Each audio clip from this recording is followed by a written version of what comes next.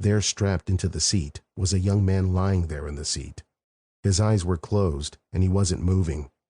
I depressed the button on my radio again and told them we had an injury accident, hoping to hurry the ambulance to the scene. I told them that there was another officer who was on the side of the road along with my cruiser to help them locate the accident site. The doors were locked on the car, so I tried to walk to the driver, but even yelling didn't seem to get a reaction from him. I was hoping I hadn't arrived too late to get him to help. Even so, I continued to talk as if he could hear me, letting him know that I was there and help was on its way. Some part of me just wanted to know he wasn't alone, that I was there with him.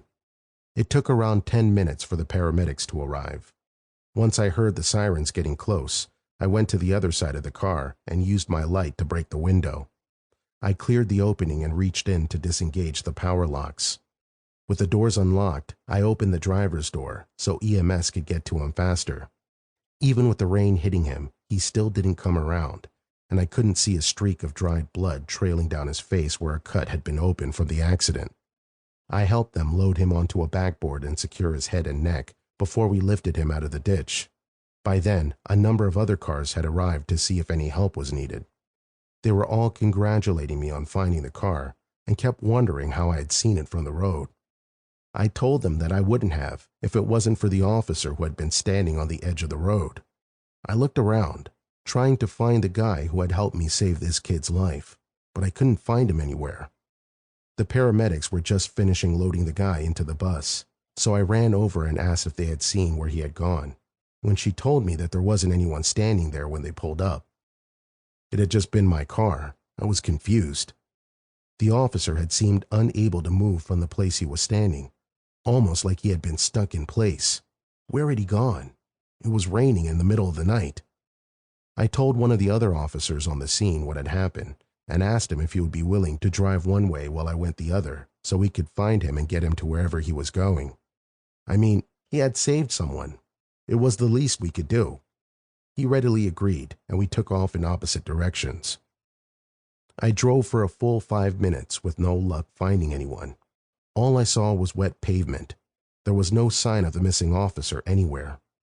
I had to assume he went the other direction, since there was no way he could have even gotten this far on foot. When I got back, the officer who had agreed to help was already back.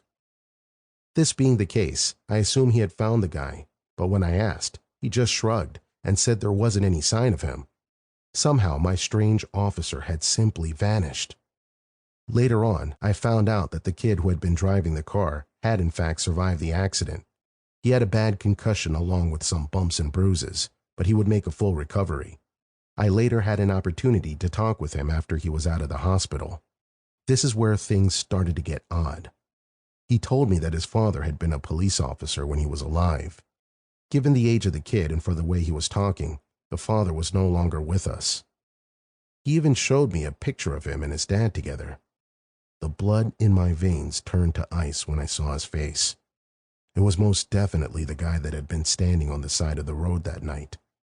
He must have seen my reaction because he asked me what was wrong. I didn't know what to tell him. I couldn't even believe what I was thinking. From all accounts, it seemed as if his father's spirit had led me to where his son was, so I could save his life. As much as I wanted to tell him this, I decided it would have just sounded crazy, so I kept my mouth shut. I have never been what you would call a skeptic. I believe in ghosts and the afterlife. Really, I always have. But that night was the only time in my life I believe that I've come in contact with it myself. That young man is alive because his father continued to look out for him, even after he was gone.